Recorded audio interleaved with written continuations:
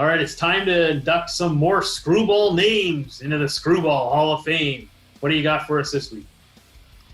Well, George, you're gonna love this guy, Oh, God. and get ready to raise the boof on this Oh, one. no. If you know what I mean, it's none other than Boof Bonzer. Oh, Boof! The Boof is on fire! Absolutely. God. Let's raise the Boof, my friends. Definitely one of the greatest of all time. Oh, definitely with the name like that. Oh man. So he was a right-handed pitcher that played 4 major league seasons with the Twins, the Red Sox, and the A's. He had a career 19-25 record. Can you believe that? That's his career? Oh man, I didn't realize he didn't play that much. A whopping 5.18 ERA. That's not a very good ERA, isn't it? And 334 strikeouts. His only decent year was his rookie campaign when the Twins faced some key injuries to Kyle Loesch and Francisco Liriano. Bonzer had to fill in the starting rotation. He was named AL Rookie of the Month for his efforts in September 2006, and he finished with a 7-6 record and a 4.22 ERA. Unfortunately, his career began to slide thereafter with a series of demotions to the minors and facing some key injuries like a labrum and rotator cuff injury in 2009, and he underwent Tommy John surgery in 2011. So I guess you could say his arm went poof. Kapoof, he goes. Poof.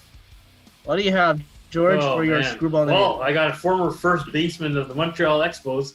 He was named in 2009 by Maxim Magazine as having the most badass name of all time. You ready for it? Razor Shines. Hey, yo. Razor Ramon Shines. Hey, yo. Something happened to this, something happened to you. I wonder if it actually influenced Razor Ramon's name. Maybe he's an Expos fan. Was he oozing machismo? No, he was oozing bad numbers. I mean, his numbers definitely didn't shine. I mean, he wasn't exactly the sharpest razor, so I don't think he shined that often. He went rusty afterwards. I'll stop making fun of his name too much. He was actually, the funny thing is, one of his official positions listed other than first base was pinch hitter. I'm like, pinch hitter's on a position? You're a pinch hitter. Oh, they named the pinch hitter as a position. So, you played Major League Baseball. What was your position? Pinch hitter. So you played once every 10 games? Like, he was Razor was a member of the Southern League Hall of Fame. Actually, he managed in the minor leagues where he won over 500 games. He ended up being the first and third base coach for the White Sox and the Mets. So he did make it to the major leagues as a coach. So it was great for him, but unfortunately, his career-wise, I mean, nothing to shine about. Well, I guess it's safe to say that his career went on a razor's edge. That's for sure.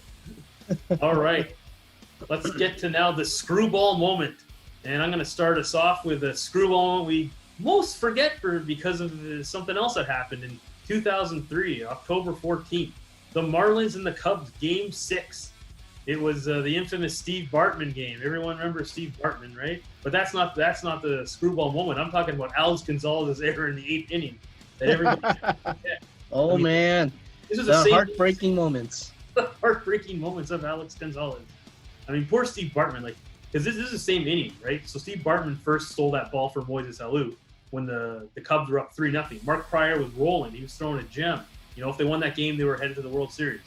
But then he gave up that run because of Steve Bartman's stealing the ball. But then Alex Gonzalez committed an error, which would have been an inning-ending double play off the bat of Miguel Cabrera, your boy. He was 20 years old at that time. So, I mean, that doesn't speak. For the Florida Marlins. Special Hall of Fame touches with a bat. Baseball gods favoring Cabrera. I don't know what does. But yeah, Alex Gonzalez committed that error. They ended up scoring 8 runs in that inning. The Cubs were 5 outs away from the World Series. And unbelievable. That it wasn't Bartman's taking that ball away. It was that infamous game that cost him that game. And then eventually, obviously, the Marlins won the next game, Game 7, and they went on to beat the Yankees in the World Series.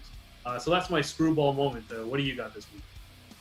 Well, you know what, George? After careful research for this moment, out of the many that's out there, this is actually one of the most infamous calls in World Series history. It involved the infamous call at first base by umpire Don Denkinger at Game 6 of the 1985 World Series. The The Battle of play. Missouri. The Battle of Missouri between the St. Louis Cardinals and the Kansas City Royals. So, backstory here. The bottom of the ninth with the Cards leading 1-0 and 3 outs away from winning the World Series. Can you believe that? The Royals pinch hitter George Orta was up to bat, hits a slow roller to the Cards' Jack Clark, and then fields it and made an underhanded flip to pitcher Todd Worrell, raising to the bag at first base, which led to Don Denkinger's calling Orta safe at first, when replays clearly showed that Worrell won the race to the bag. This umpire blunder would set up a 2-run rally for the Royals, winning Game 6 and forcing a Game 7, where the Royals ended up winning the World Series in dramatic and unbelievable fashion. And this is absolutely a foul for me. Denkinger should have been decked with beer bottles when I made that call. He should have been decked with beer bottles. Good Lord, Denkinger. Oh, definitely. Don Denkinger, Denkinger, whatever his name is. He has really what it is, but we remember a lot of backlash after this World Series for years after. So it wasn't easy for him to get. Yeah, it was a tough play.